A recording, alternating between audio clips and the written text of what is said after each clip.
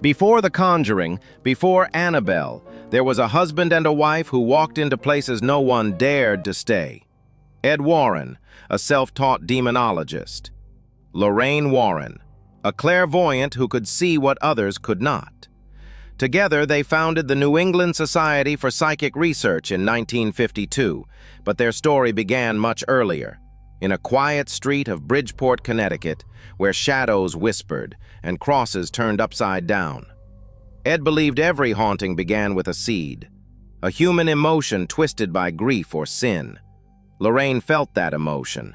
She didn't just see ghosts, she felt them, breathing. One of their first cases, a small house where a child's toy would roll uphill, a crucifix would tremble, and a voice, caught on tape, whispered, "He's still here." They knew then, this was no ghost. This was something far older, far hungrier.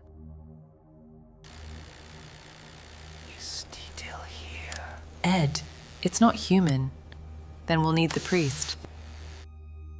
That night changed everything. What began as a calling became a war against the unseen, the unholy, the demonic. In their basement, they kept what they called the Occult Museum, a place where evil was stored, not destroyed. Wooden boxes, glass cases, hundreds of items taken from hauntings across the world, each tagged with the words, "Do not touch." There was the shadow mirror from the Smurl case, the satanic idol from the woods of Brookfield, and of course, Annabelle. She wasn't beautiful, just cloth and buttons, but her story bled through walls. 2 nurses had received her as a gift. Weeks later, notes appeared. "Help me." Furniture moved. A bloody mark on the door spelled "Leave." When the Warrens took her away, they sealed her inside a wooden case. Ed placed a cross on the glass. But once every few years, that cross would tilt by itself. She doesn't like attention.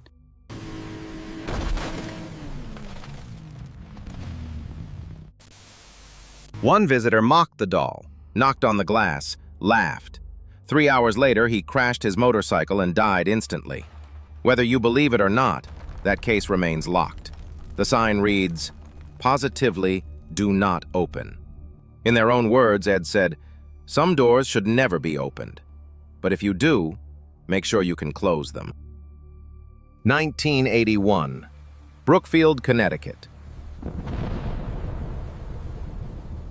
A boy named David Glatzel was said to be possessed. The Warrens were called in.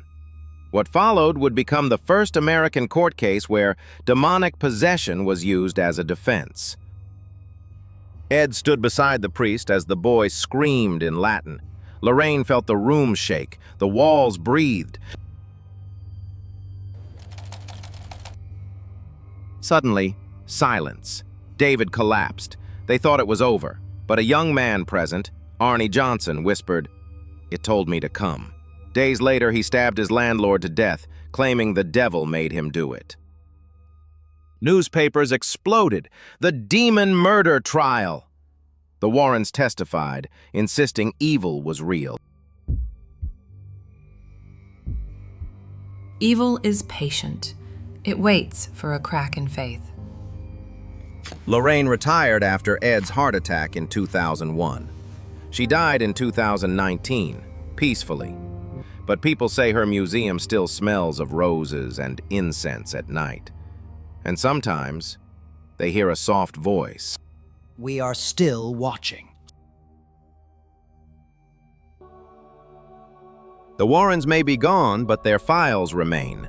10,000 stories of hauntings, exorcisms, and the fragile border between faith and fear.